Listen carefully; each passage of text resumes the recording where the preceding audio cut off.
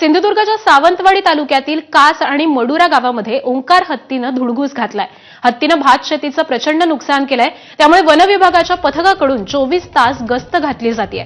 ओंकार हत्तीच्या हालचालींवरती लक्ष ठेवून आहेत। ओंकार हत्तीला लवकरात लवकर पकडावं, वनताराला त्यांचं काम करायला द्यावं, शेतकऱ्यांचं होणारं नुकसान थांबेल अशी मागणी ही दीपक केसरकर यांनी केली आहे।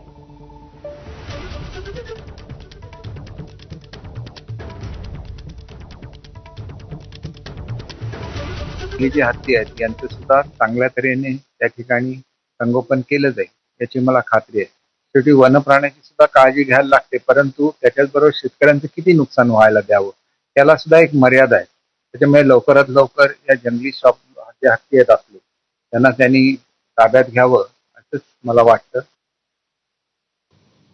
तर ओंकार हत्ती भातशेती आणि बागांमध्ये धुडगूस घाततोय, मात्र वन विभागाकडे त्याला घालवण्यासाठी किंवा रोखण्यासाठी कोणत्याही प्रकारचं साधन नाहीये।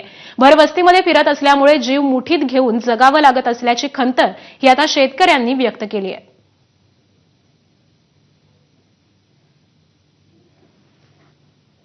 गेले 8 दिवस या मेन रस्त्यावरून जी शेती आहे त्या शेतीत कंटिन्यू यांचं वावर आहे आणि पूर्ण नुकसान केलेलं आहे। सकाळी येणं संध्याकाळी जाणं असं पूर्ण, आणि त्याच्यात हा रस्ता हा शाळकरी किंवा गोव्यात जाणाऱ्या नोकरीला व्यवसायाला जाणारे माणसं त्यांना कायम भीती असल्यामुळे गेले 8 दिवस लोक जाणं येणं बंद झालेलं आहे। तिकडनं वस्तीतनं जर गाड्या वगैरे असतील तर रात्रीच्या वेळी जर त्या टर्न असा जवळपास झिगझॅग असल्यामुळे तिकडनं जर ते टाकलं तर रात्रीचे लोक फास्ट येतात, त्याच्या अचानक तिथे आला तर ते पडले तर मग त्यावेळी नुकसान भरपाई वगैरे कोण देऊ शकत नाही। त्यामुळे झाड तोडून टाकले त्यांनी प्रत्यक्षात, त्यामुळे लोकांना पण